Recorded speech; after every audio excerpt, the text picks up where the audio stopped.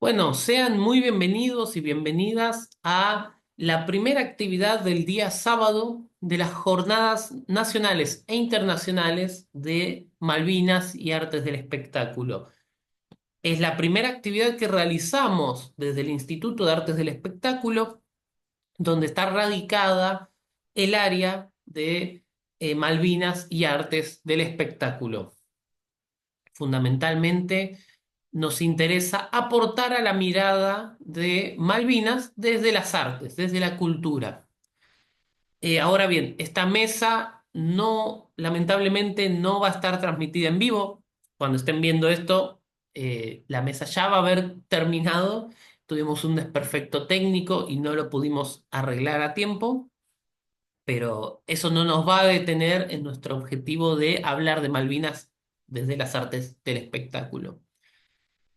El área de Malvinas y Artes del Espectáculo tiene por objetivo fundamental, y con esto se va a ir conectando con mi conferencia. Yo soy doctor en Historia y Teoría de las Artes por parte de la Universidad de Buenos Aires. Hice mi tesis de doctorado sobre la Guerra de Malvinas en el teatro en el periodo de 1982-2007. Lo hice con una beca de CONICET.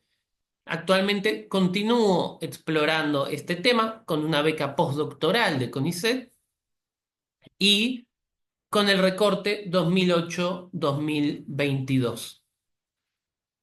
Eh, También ahora estoy comenzando mis funciones como coordinador de esta área dedicada a Malvinas y las artes.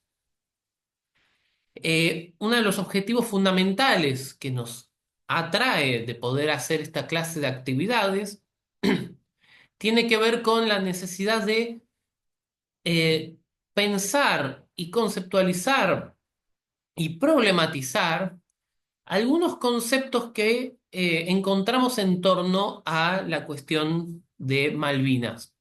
Para empezar, como el nombre del área ya sugiere, trabajamos con una idea de Malvinas que está pensando en la diversidad de Malvinas que hay, ¿no?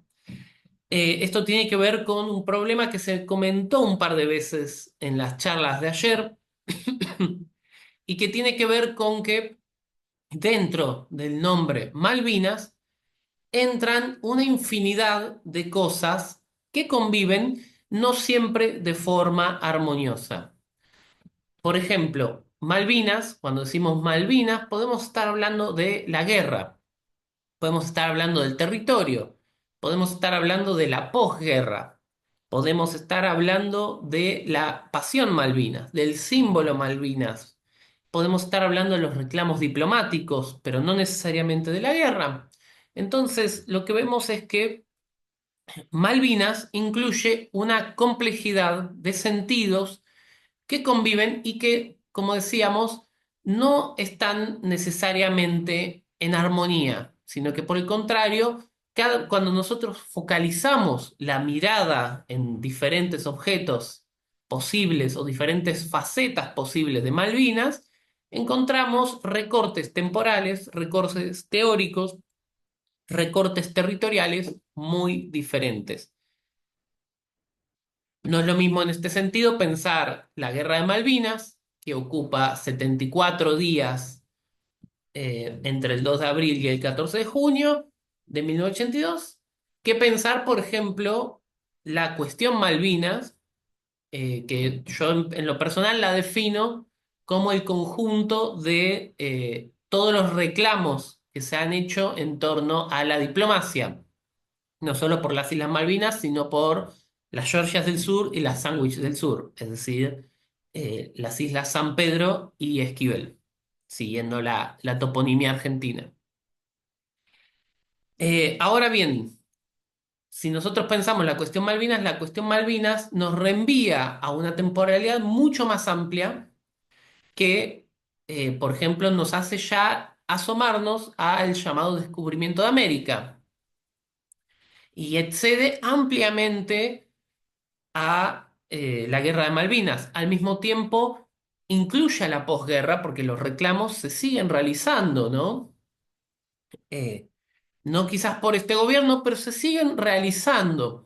Entonces vemos que es un proceso que incluye a la Guerra de Malvinas de una u otra manera, porque la Guerra de Malvinas es una forma de incorporar a la guerra como herramienta diplomática, siguiendo a Clausewitz. Pero lo que nos interesa entonces es ver cómo hay múltiples perspectivas y nosotros multiplicándolas podemos encontrar esos territorios de fricción que aparecen hacia el interior de ese objeto tan complejo que es Malvinas. Al mismo tiempo, entender esas relaciones nos permite repensar cómo conceptualizamos ese conjunto. Y esto es muy importante, considero yo, porque nos invita a multiplicar las memorias. En mi caso yo lo hago reflexionando sobre textos teatrales, pero por ejemplo ahora estoy empezando a escribir o bueno, a trazar una obra de teatro sobre Malvinas mía, así que voy a empezar a ser también parte del corpus en algún momento quizás, si todo va bien. Em, pero nos sirve también para, por ejemplo, problematizar algunos clichés historiográficos, ¿no? Algunos de estos clichés historiográficos son, por ejemplo, la idea de que la Guerra de Malvinas, que es donde yo me voy a detener principalmente en mi conferencia, por ejemplo, es un acontecimiento estrictamente de la dictadura cívico-militar, que comienza el 24 de marzo de 1976, o la idea de que la guerra es un acontecimiento estrictamente anticolonial. Lo interesante es que lo que nosotros podemos ver es que al cruzar ambos enfoques, tenemos un objeto mucho más complejo y mucho más contradictorio, pero mucho más interesante, con esta división tajante, taxonómica de esto es de la dictadura, esto es de la guerra, esto es anticolonialismo, ¿no? Ese es, por ejemplo, uno de los clichés. Otro de los clichés es la idea, esto lo señalaba Julio Cardoso, la idea de, por ejemplo, Galtieri como un borracho, la idea de que podría llegar a ser el alcohol el responsable de la guerra, ¿no? Esto es algo que en la historiografía se suele llamar el síndrome de la nariz de Cleopatra, que autores como Edward Carr, Edwin no, Edward Carr señalan justamente cómo pensar que un detalle es lo que modifica y lo que orienta a la historia, ¿no? La idea de que eh, la historia de Egipto y de Grecia está modificada por la belleza increíble de la nariz de Cleopatra y nosotros podemos decir, bueno, puede que fuera un factor, pero había factores políticos, económicos, eh, mucho más complejos realmente que la nariz. En este caso también el alcoholismo podría ser un motivo, pero como dice Julio Cardoso, nos tapa otros motivos que quizás son mucho más significativos y que quizás nos revelan, por ejemplo, responsabilidades mucho más extensas que simplemente las de alguien que se despierta y quiere ir a la guerra, ¿no? Esto también nos hace pensar en cuestiones de marcos simbólicos que justamente repercutían en ciertas épocas que quizás para nosotros ahora no están tan presentes, pero que para cierto momento histórico eran determinantes. Entonces, si nosotros nos ponemos a investigar un poco más, vemos que la recuperación de las Islas Malvinas era una hipótesis de conflicto que se trabajaba especialmente en la Armada, y es una idea que de una u otra manera ya empieza a circular en la opinión pública hacia mediados de los 70. Entonces no era una idea tan nueva ni tan extraña, ¿no? Eh, Sin embargo, estudiar la idea de cómo aparece la borrachera, en este caso puntual, también nos permite entender ciertos procesos históricos posteriores. Ya vamos a hablar un poco de eso. Otro elemento interesante eh, a tener en cuenta y que complejizan las visiones de Malvinas tiene que ver con las lecturas contrafácticas. A mí me pasa constantemente de encontrarme con amigos, conocidos, gente que se entera que yo estudio Malvinas y me hace estas preguntas fascinantes y súper desconcertantes que es como se podría haber ganado, podría haber pasado de otra manera, se podía evitar la guerra o no. Y eso entra en el terreno de lo contrafáctico, pero, por ejemplo, lo contrafáctico se vuelve realmente imposible de asumir, porque posibilidades concretas de ganar la guerra podía haber, pero son más complejas que simplemente sí o no, realmente, ¿no? Sin embargo, lo contrafáctico nos sugiere la presencia de un campo simbólico que está interviniendo constantemente en nuestro día a día. Nos sugiere una serie de preguntas que todavía están haciéndose y que creo que esto es sintomático de la necesidad de problematizar, de continuar problematizando lo que sabemos y lo que queremos saber de Malvinas. Esto para buscar multiplicar esas miradas. Nuevamente, la idea es no pensar Malvinas como un acontecimiento pasado, sino Malvinas como un acontecimiento presente, un acontecimiento que impacta todavía en cómo nosotros tomamos decisiones hoy en día. Y esto tiene que ver con construcciones de memoria, tiene que ver con afectos, tiene que ver con lagunas históricas, etcétera. Es en este sentido que considero que estudiar el caso del teatro aporta a justamente problematizar todos estos aspectos eh, latentes. Nos invita a pensar desde un ángulo de muchísimos posibles el alcance que tiene hoy la guerra de Malvinas para nosotros y el alcance que tiene la guerra de Malvinas para pensar Malvinas como un campo simbólico todavía más complejo. Esto no está libre de desafíos. Hay un desafío con el que nos encontramos constantemente, que es lo que a mí me gusta llamar memoria campo minado. En principio no tiene que ver con la obra de Lola Arias, sino que es la idea de cómo habitamos una memoria que está pensada justamente como un campo minado.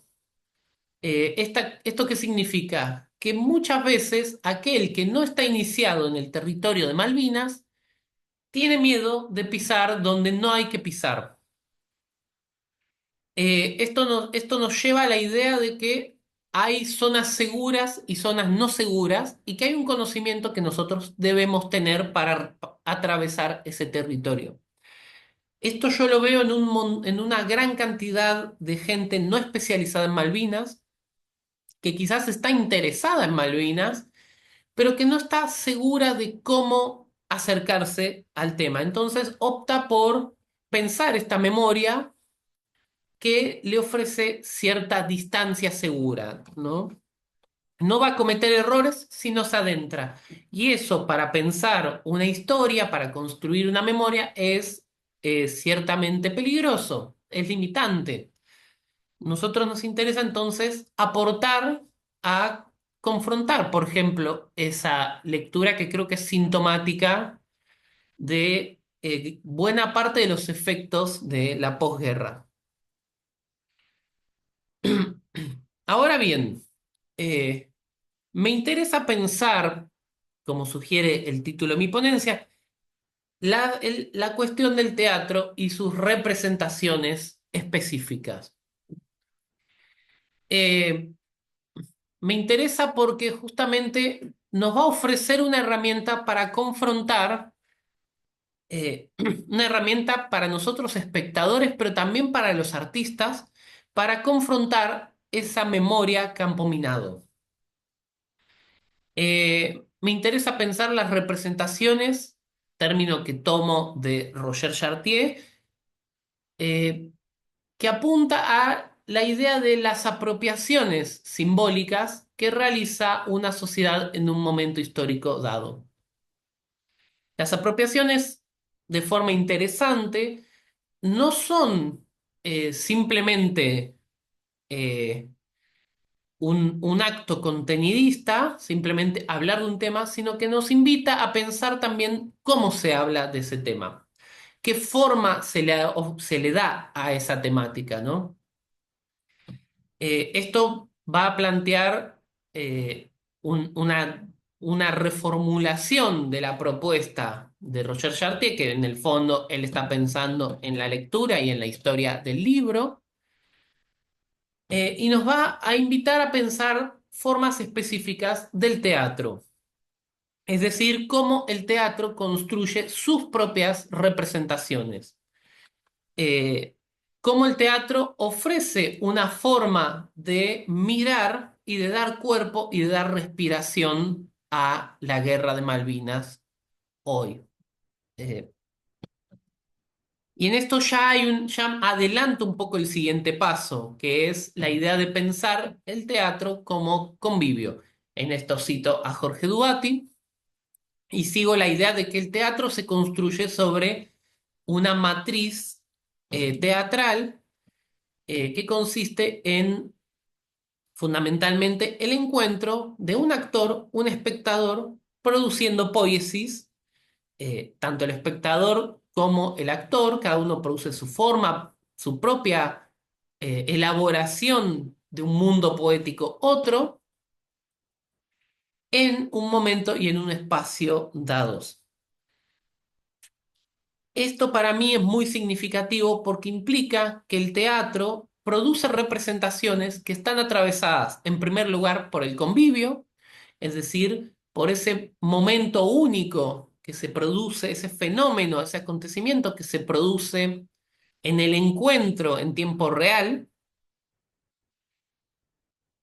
pero al mismo tiempo que el teatro piensa desde convenciones y desde modos de producción y de expectación, esto es muy importante, que modifican las maneras de producir esas apropiaciones. Decía que Chartier piensa entonces las representaciones como prácticas diversas. Nosotros podemos decir que son prácticas diversas en torno al convivio, la producción de poiesis y la territorialización y desterritorialización de Malvinas.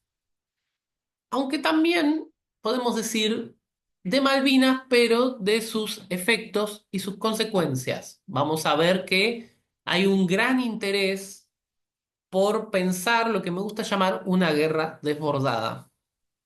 Ya voy a adentrarme en esa cuestión.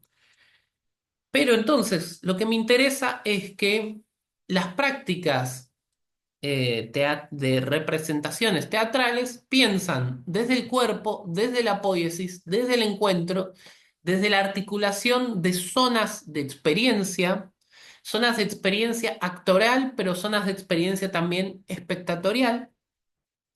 Piensa desde territorios particulares. Esto para mí es un elemento crucial a la hora de construir el corpus. Yo trato de trabajar representaciones de todas las partes de la Argentina. Ya tengo más de 160, perdón, textos teatrales desde 1982 hasta 2024 de diferentes partes de la Argentina.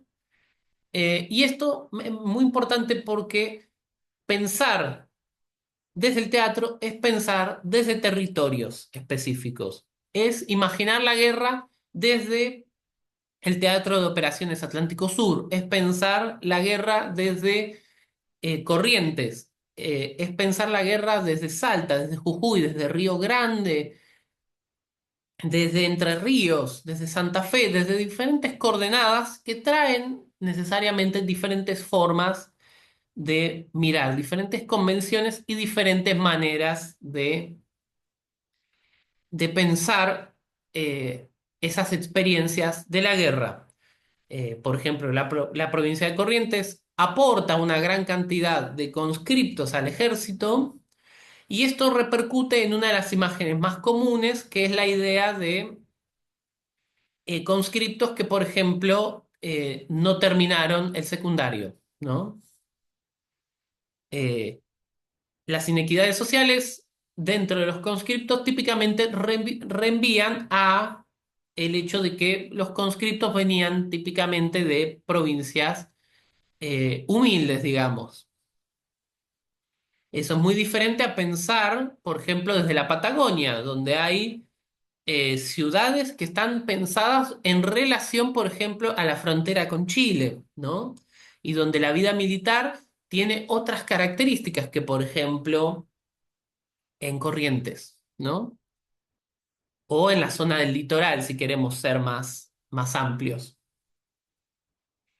Entonces, pensar territorialmente es pensar justamente desde dónde miramos lo que miramos. Pero al mismo tiempo, el teatro permite desterritorializar. Y esto es algo que para mí es crucial, porque nos permite imaginar Malvinas. Nos permite imaginar Malvinas, el territorio, pero también imaginar la guerra.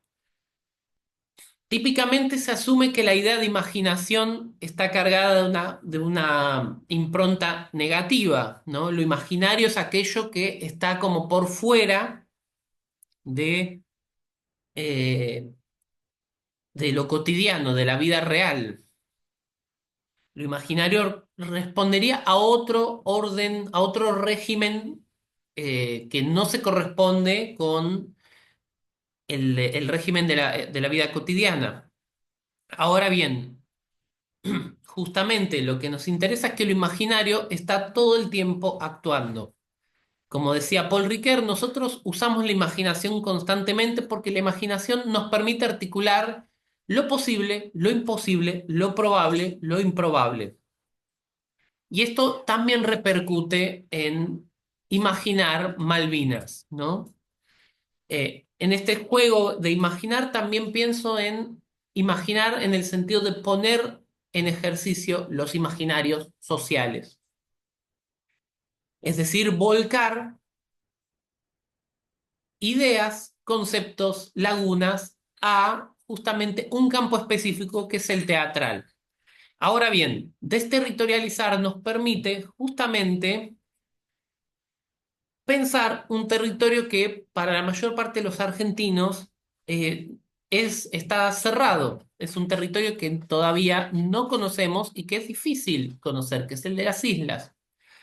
Al mismo tiempo nos permite imaginar, nos permite volver sobre los hechos de la guerra en términos de pensar qué fue posible, cómo es la experiencia de estar ahí, cómo sería para nosotros hoy tratar de ponernos en ese lugar.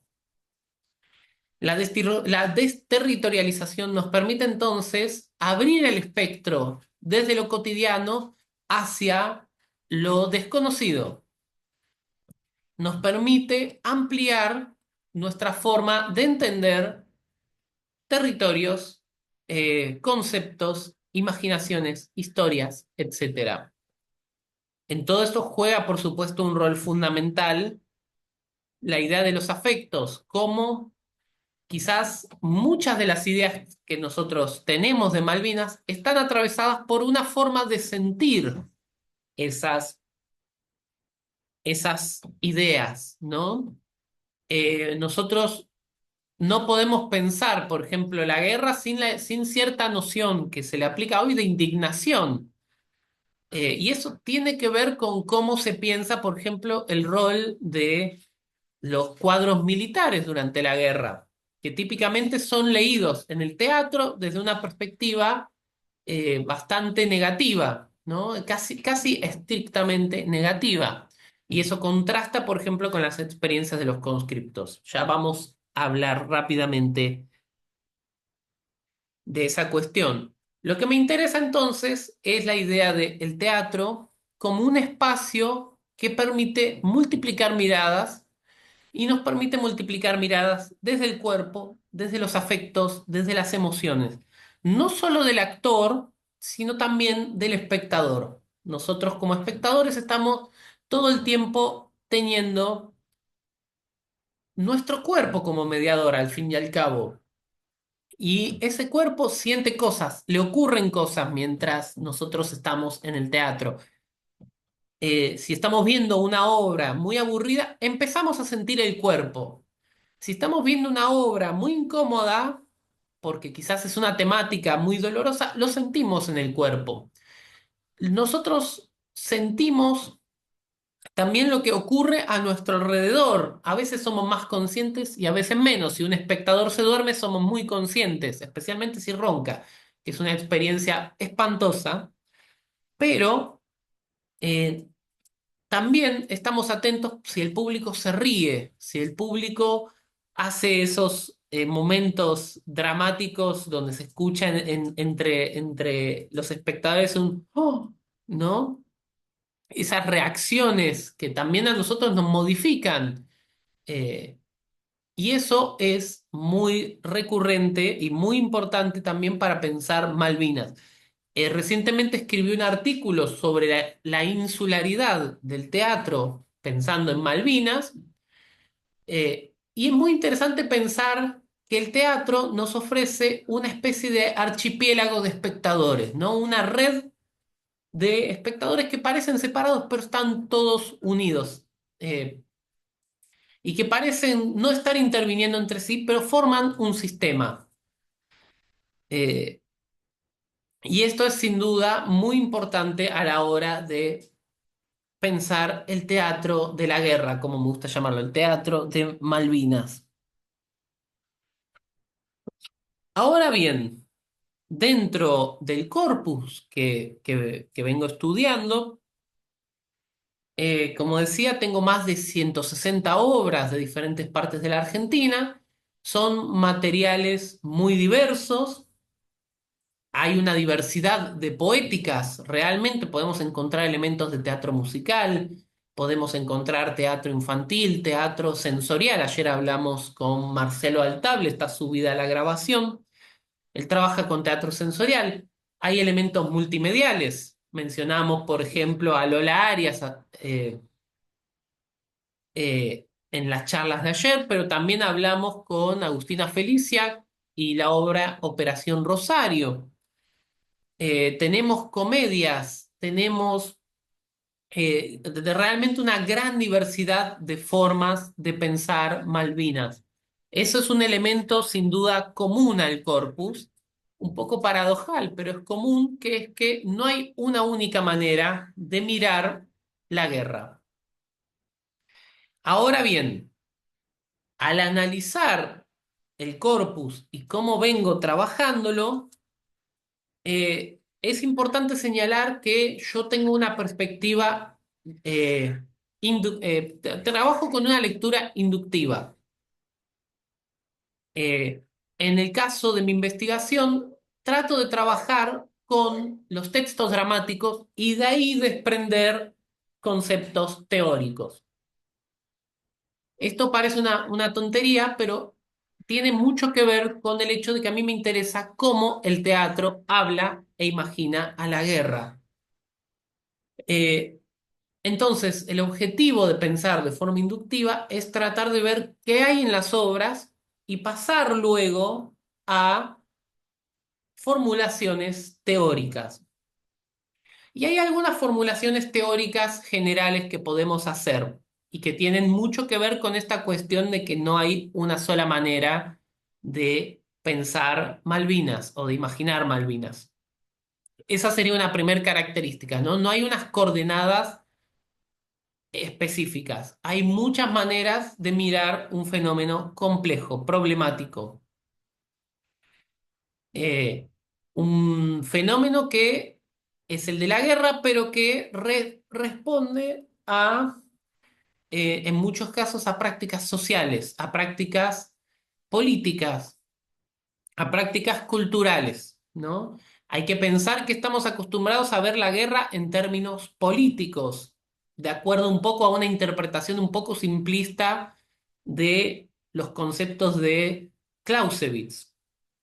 Clausewitz es es un soldado prusiano que escribe un libro muy importante que se llama De la guerra y que para nosotros quizás puede parecer poco relevante hoy, pero es una de las grandes influencias que tuvo el ejército argentino, por ejemplo, a lo largo de su historia. Y Clausewitz, por ejemplo, una de las cuestiones básicas que dice es que la guerra es la continuación de la diplomacia por otros medios. Es decir, la guerra es una herramienta política, es una herramienta social, es una herramienta que nosotros tenemos que pensar en términos culturales, porque una guerra moviliza todo un conjunto de cosas que exceden lo político. Moviliza sin duda lo político, pero también tiene los efectos que podemos ver en las grabaciones de las plazas de mayo del 2 de abril o del 10 de abril del 82. Por ejemplo, tiene que ver con eh, cómo ciertos imaginarios se movilizan de ciertas formas, ¿no?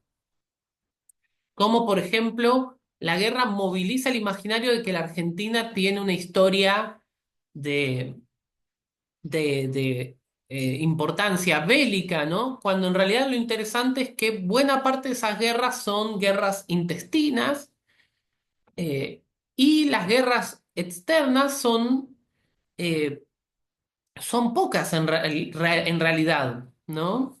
Cuando lo miramos muy en detalle. Sin embargo, la idea de que hay una tradición militar argentina está muy afianzada al día de hoy. De hecho, es una idea muy importante del gobierno actual, este concepto de que las tres fuerzas son eh, una de las entidades más importantes y más representativas del Estado argentino. Sin embargo, y termino esa perspectiva para que es una vuelta larga para decir que las guerras son acontecimientos culturales, como dice John Keegan en su libro Historia de la Guerra. Y el teatro ha explorado muchas de esas perspectivas. Ahora bien, mencioné una primera característica recurrente, podemos decir, dentro de este corpus de Malvinas. Una otra característica recurrente es que ese corpus ha tenido una muy baja visibilidad. Es un corpus consistente. Ya tenemos una primera obra en 1982, que es El señor Brecht en el Salón Dorado de Abelardo Castillo, que se estrena en el Salón Dorado del Teatro Colón. Ese sería el primer antecedente que tenemos fechado por ahora. Y lo interesante es que ha habido un corpus consistente a lo largo de toda la posguerra, con dos momentos explosivos, diría Yuri Lotman, que son 2012, donde el corpus se duplica, y 2022, donde el corpus vuelve a crecer exponencialmente. Pero a pesar de eso, hay muy pocas obras que sean, que formen parte del canon, digamos, de Malvinas. Canon que, por ejemplo, tiene a los Pichiciegos de Fogwill, que tiene a los Chicos de la Guerra de Bebe Camien, que tiene, por ejemplo, las Islas de Gamerro, que tiene quizás eh, ciertos cuentos y ciertas composiciones, canciones, por ejemplo, que son más recurrentes que las del teatro. Recién con Campo Minado de Lola Arias encontramos una obra que aparece como consistentemente mencionada cuando se habla de la Guerra de Malvinas en las artes. Lo interesante es que a pesar de esto hay un enorme corpus, como os decía, es un corpus que ha mirado de múltiples maneras la guerra y que se ha preguntado de forma recurrente algunas cuestiones comunes. Eh, Estas cuestiones comunes, si bien hay una multiplicidad de poéticas, encontramos dos maneras básicas de aproximarse a los contenidos y que tiene que ver con la poética del expresionismo y la poética del realismo. El expresionismo nos invita a pensar en la objetivación escénica de una subjetividad. Dicho de otra manera, vemos un mundo poético a través de la mirada de alguien más. Tenemos en este sentido dos formas básicas. Una mirada interna a la obra, es decir, vemos a través de un personaje o vemos a través de la mirada del autor. Eh, por ejemplo, tenemos en este sentido Laureles, tiene muchos elementos de expresionismo de personaje, vemos todo a través del protagonista Marcelo, eh, pero, por ejemplo, tenemos expresionismo de autor en Del Sol Naciente de Griselda Gambaro. Esto significa que vemos Malvinas a través de un filtro, a través de una mirada de alguien más. Eh, Es una mirada mediatizada, digamos, ¿no? Es una interpretación de Malvinas que va a estar vista a través de alguien más. Va a estar mediatizada. En contraste, el realismo trabaja con una pretensión de contigüidad con el régimen de la experiencia cotidiana. Esto es decir, ¿sí? El mundo poético se va a tratar de asimilar lo más posible, sabiendo que es un mundo poético, a el régimen de experiencia del espectador. Esto va a generar la idea de que no hay diferencia entre lo que está en la escena y lo que está debajo de la escena. Esto tiene que ver con una perspectiva objetivista, o con cierta pretensión objetivista, podríamos decir, porque nos reenvía a la idea de que si nosotros preparamos y seguimos una serie de reglas específicas, podemos reconstruir cierto elemento de lo real, ¿no? Esa es la gran paradoja del realismo, que el realismo se construye en base a la artificiosidad. Para nosotros lograr que, por ejemplo, haya una canilla con agua en escena, tenemos que producir todo un aparato que en el fondo tiene que ver con la escenografía. Por ejemplo, estas son entonces dos maneras básicas sobre las cuales muchas de las obras se posicionan. Y esto creo que no es casual porque tiene que ver con tomar una cierta distancia de los hechos. En el caso del expresionismo, tiene que ver con formas de pensar la relación con la historia. En el caso del expresionismo, tomar una cierta distancia que permite atajarnos ante el hecho de que estamos viendo una lectura de personaje, es decir, estamos viendo la guerra no quizás como fue, sino como la ve un personaje determinado, cosa que contrasta, por ejemplo, con el expresionismo de autor, que suele posicionarse en una perspectiva mucho más firme. En el caso de Laureles, del grupo Teatro Rambla, de La Plata, es una obra de 1983, encontramos una necesidad de indagar y de preguntarse por Malvinas. En contraste, Gambaro, cuando construye su visión de Malvinas, ella tiene una idea mucho más clara que se basa en su idea de autoría y de autoridad, ¿no? Sin duda, Griselda es una de las grandes referentes intelectuales y artísticas del teatro argentino, de la historia del teatro argentino, y eso se dispone también como una forma de cómo ella ve eh, ella dice en algún lado, los descalabros del mundo y cómo ella los señala, ¿no? Vemos ya dos formas de relacionarse subjetivamente, bastante diferentes, pero que tienen que ver con una mirada mediada y que contrasta, pero se complementa a su vez con la perspectiva del realismo, la perspectiva de vamos a contar las cosas lo más parecido a como fueron.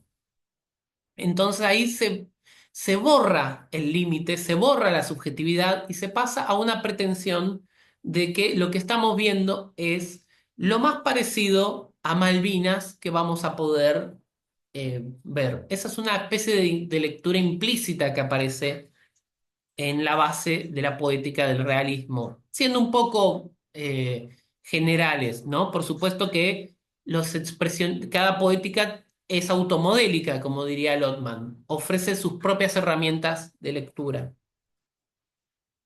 Ahora bien, estas dos formas de mirar justamente invitan a formas diferentes de problematizar la relación entre los cuerpos, la memoria y la historia.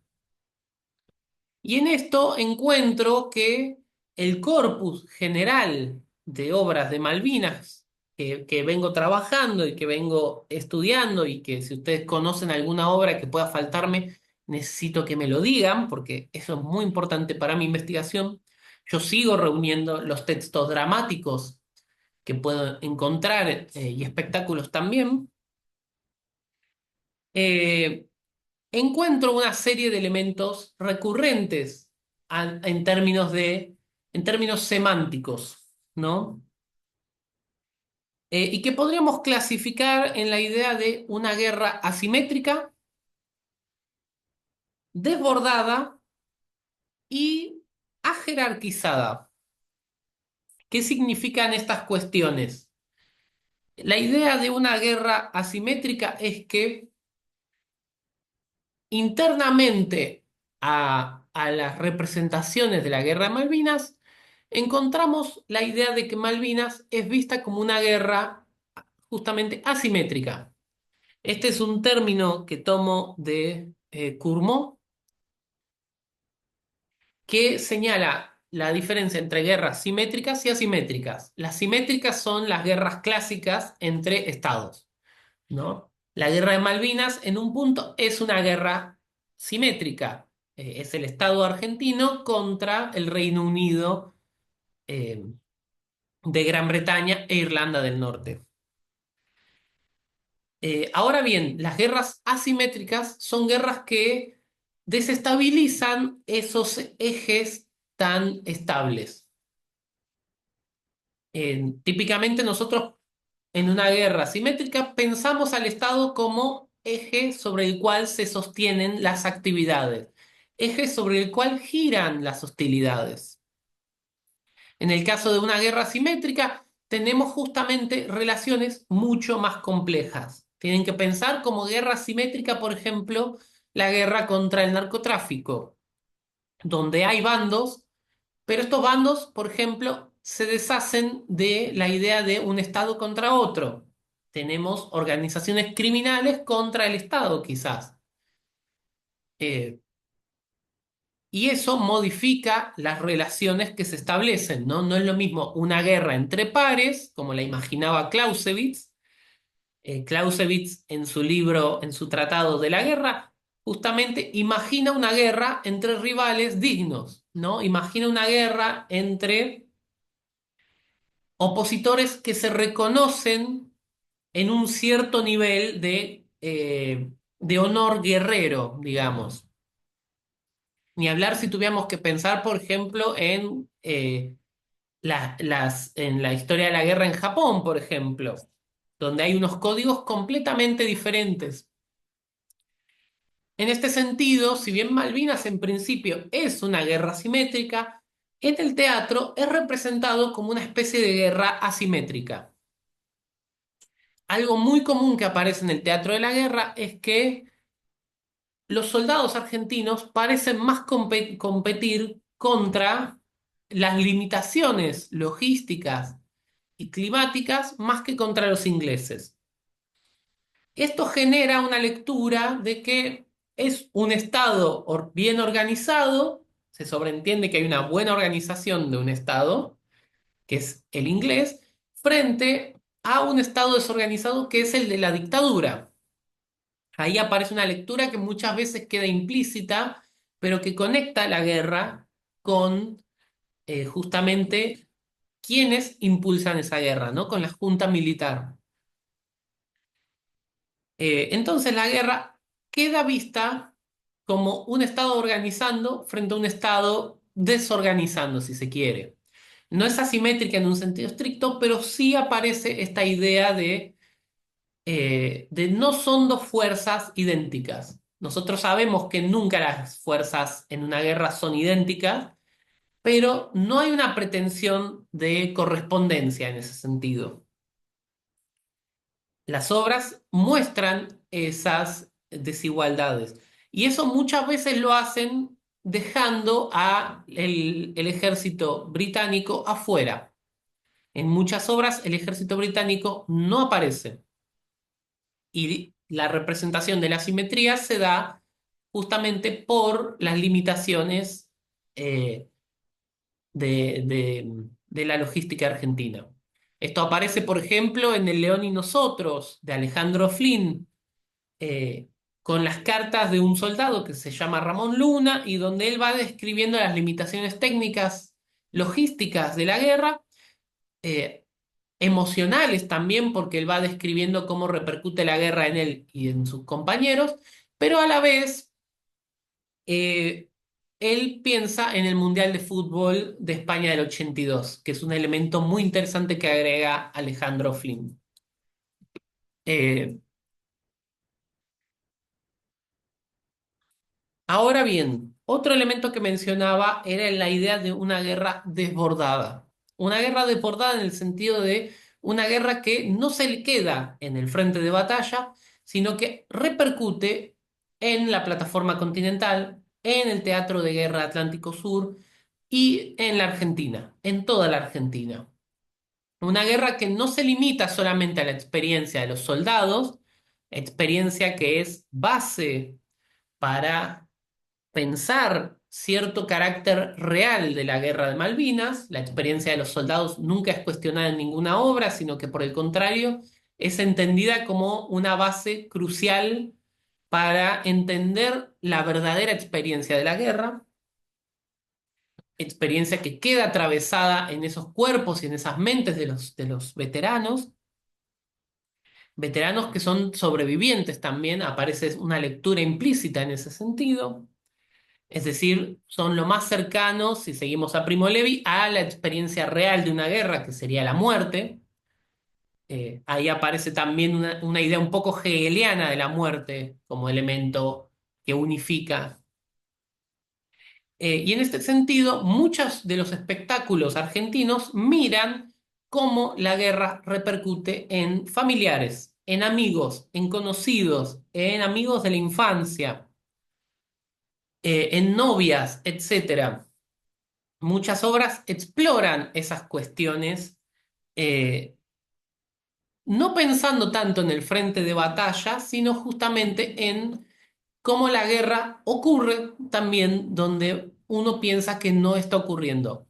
Hay una obra muy bella que está en cartel que se llama Rosa en las Islas, es de Lucila Garay, la pueden ver si están en la ciudad de Buenos Aires, donde Rosa es una muchacha que se está por casar, el novio fue a la guerra y ella empieza a imaginar con sus amigas, con su familia, digamos, y sus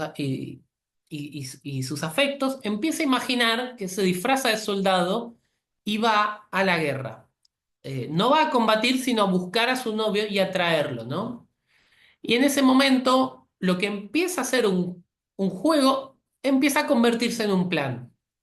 Lo interesante es que vemos la guerra siempre desde un living. Y esa guerra es vista desde personas que en principio no están en la guerra, pero que empiezan a vincularse con sus imaginarios. Si bien los personajes no están a favor de la guerra, empiezan a imaginar el deseo de ir a la guerra. Eso es algo fascinante de la obra. Empiezan a apoyar a su amiga que va a ir disfrazada a la guerra. Entonces aparece un movimiento, un desplazamiento fascinante en términos de los imaginarios. Las guerras son malas, pero uno de golpe hay en ciertas condiciones que quiere ir a la guerra, que le gustaría acompañar a alguien a la guerra, que le gustaría poder tener éxito en la guerra, aunque sea simplemente para volver, ¿no? Ahí resuenan muchos testimonios de veteranos que dicen esta cosa que para mí es tan hermosa, que es, iban mis amigos, ¿cómo no iba a ir yo, ¿no? En el caso de Rosa en las Islas, entonces, aparece muy claro esto de una guerra que afecta por fuera del campo de batalla, pero que al final, cuando Rosa vuelve, y no spoileo más, muestra así los horrores del frente, pero también los conecta con los horrores de lo cotidiano. Lo extraordinario de la guerra no termina de desarmar lo ordinario de la vida cotidiana. No, no hago más spoilers, no hubo ningún spoiler ahí, de hecho, no dije nada. Eh, pero vemos justamente cómo la guerra repercute eh, más allá del frente de batalla. En este caso es especialmente interesante porque el frente de batalla es traído a este living, ¿no? En el caso de Rosa en las islas. Recomiendo que la vean si pueden. Ahora bien, dije que también está la idea de una guerra ajerarquizada. Esto tiene mucho que ver con la idea de una guerra asimétrica tiene que ver con la ruptura de las jerarquías militares. En muchas de las obras que he estado trabajando, vemos que los superiores cuando aparecen suelen ser figuras claramente negativas. Esto lo pueden ver, por ejemplo, en la obra eh, Humo de Guerra. Es una obra que se hace cada tanto en Las Breñas, y donde aparecen en una especie de trasmundo, un soldado y su superior, ¿no? Que dialogan. Y lo interesante es que incluso cuando el superior es matizado, el sentido de la obra va en torno a cómo las jerarquías funcionan únicamente de forma abusiva y por lo tanto desarticulan la idea de que tienen un valor, ¿no? Siguen operando, pero presentan la idea de que los soldados empiezan a descreer de esos valores jerárquicos sobre los que se construye. Esto tiene un efecto doble muy interesante. Por un lado, los cuadros son vistos desde una perspectiva eminentemente negativa, pero también aparece la idea de los soldados, y en este sentido, una aclaración importante es que los soldados típicamente responden a conscriptos del ejército argentino, que son el referente más habitual en términos de joven que va a la guerra siendo civil, que no tiene una formación completa, que no tiene una perspectiva bélica, no busca una tradición belicista tampoco, sino que es un civil en el campo de batalla. Y en este sentido aparece la idea de fraternidad eh, entre soldados, digamos, rasos, ¿no?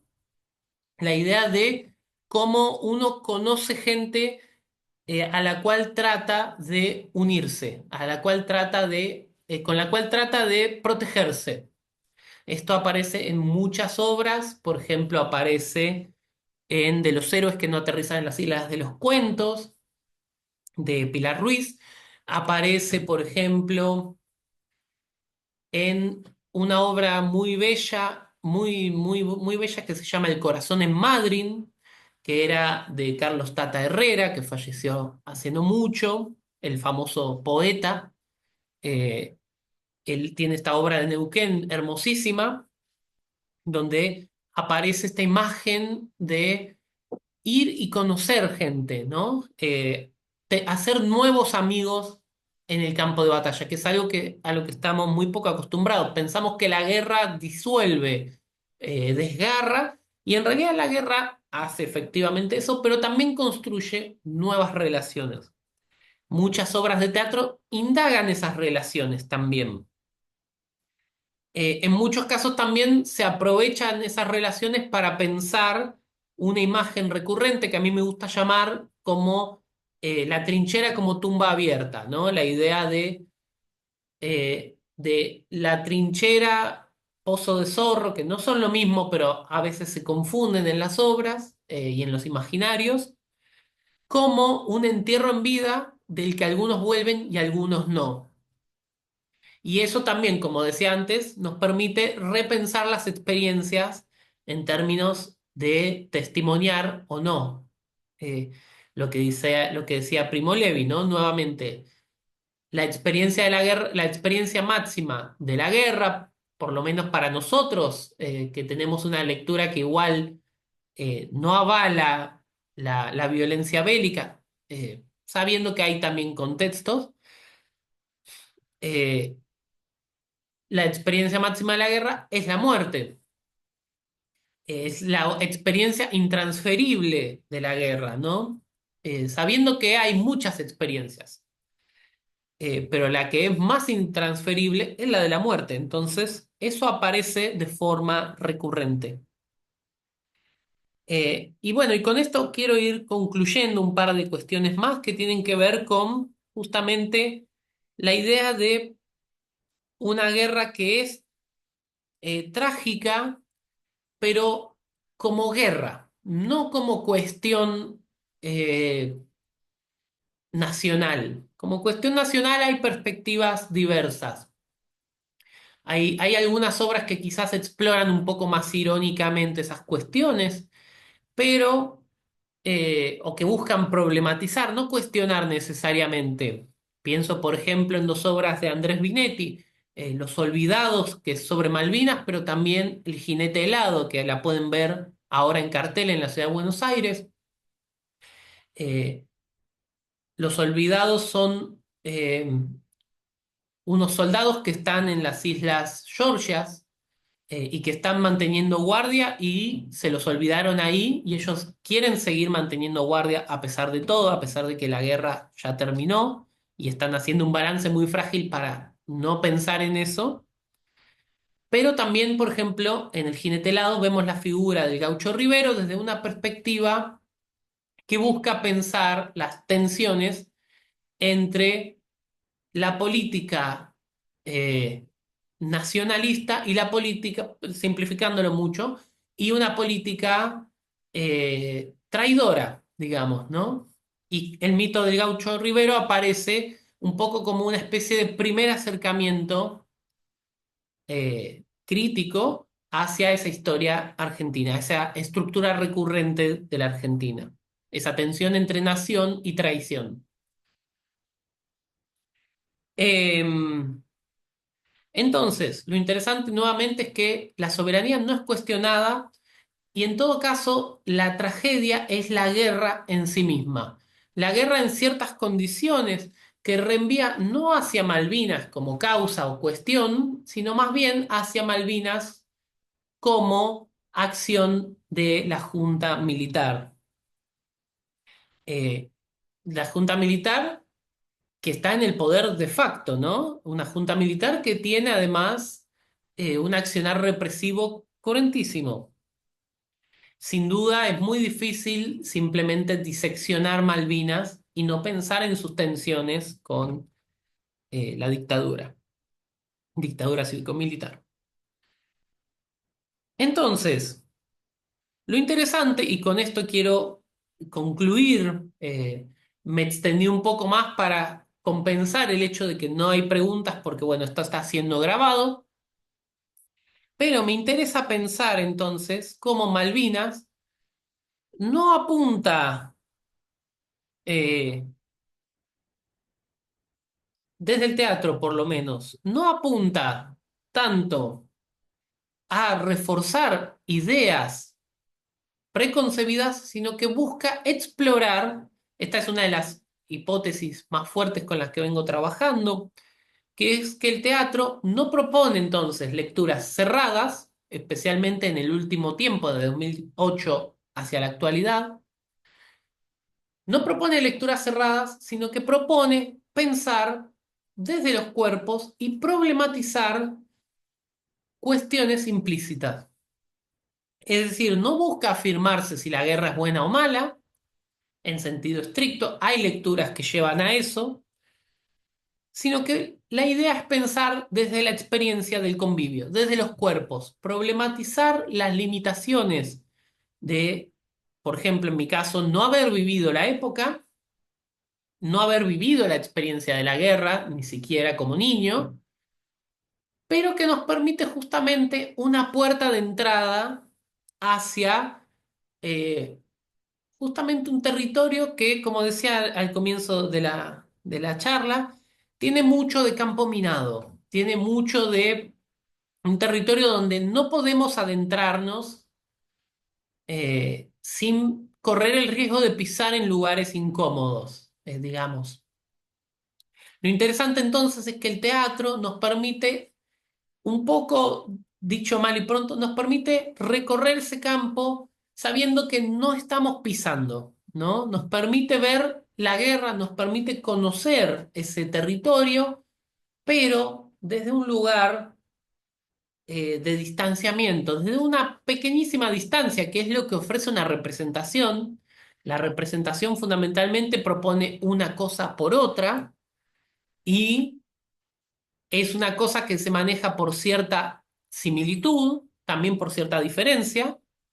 Nosotros, al hablar de Malvinas en el teatro, sabemos que estamos viendo algo que se conecta de alguna manera con Malvinas, pero al mismo tiempo sabemos que lo que está en escena no es en sentido estricto Malvinas, ¿no? Son actores, estamos quizás en el Teatro San Martín, quizás en el Teatro del Pueblo, o quizás estamos viendo una obra en la calle, etcétera. Lo interesante entonces es que el teatro aparece con sus representaciones como una forma de acercarnos a través de un desvío, ¿no? A través de una lectura que ofrece un corrimiento y que nos permite conocer Malvinas desde otro territorio. Esto es muy significativo con algo que charlábamos ayer con Agustina Felicia, y que es que esto es una parte muy interesante para problematizar identidades, memorias y, un poco como ocurre, por ejemplo, en El Jinete Helado, pensar identidades, pensar la historia argentina, pensar nociones tan complejas como la idea de argentinidad, ¿no? O de lo argentino. El teatro nos permite justamente aproximarnos desde una mirada corrida que nos permite multiplicar y problematizar los aspectos simbólicos. En este sentido, me parece que es muy, muy valioso tener cuidado con cierta idea de... yo a veces siento que Malvinas es percibido como un nudo gordiano, ¿no? Y que uno está tentado en cortarlo, en partirlo a la mitad y ver qué pasa. Y lo interesante es que nosotros podemos indagar ese nudo tal como es. Podemos tratar de entender por qué está anudado de esa manera y por qué no lo podemos terminar de desentrañar. Entender eso nos va a permitir entender mejor fenómenos y quizás formas de desentrañar ese nudo sin tener que intervenirlo radicalmente, ¿no? Esto creo que es valioso porque significa que el teatro y la cultura en términos amplios nos permiten dirigirnos hacia esa cuestión, nos permiten multiplicar esas miradas y enriquecer nuestros conocimientos, percepciones, afectos en torno a la guerra de Malvinas. Muchísimas gracias, eso es lo que quería compartir. Y bueno, tengo que ya ir redondeando porque esto se está grabando y se va a subir por problemas técnicos. Me disculpo nuevamente por eso, pero ahora vamos a empezar, ahora en el tiempo real de esta grabación, vamos a, en un breve momento, a dar lugar a la charla con Andrés Fernández Cabral, que es el cierre de lujo, realmente de lujo, de estas primeras jornadas nacionales e internacionales de arte, de Malvinas y artes del espectáculo. Tengo problemas todavía con lo largo del nombre. Pero bueno, muchísimas gracias y estén atentos porque vamos a seguir realizando actividades un poco más pequeñas, pero vamos a tratar de hacer charlas mensuales desde el área de Malvinas eh, en torno a estas temáticas que tanto nos interesan. La idea es entonces ganar un pequeño espacio de la universidad para Malvinas y discutir este lugar común que algo de cierto tiene, que es que la universidad no le ha dado espacio a la guerra de Malvinas y a Malvinas en general, Bueno, nosotros vamos a tratar desde este humilde espacio generar al menos un pedacito de tierra que nos permita imaginar este archipiélago simbólico que es Malvinas. Muchísimas, muchísimas gracias.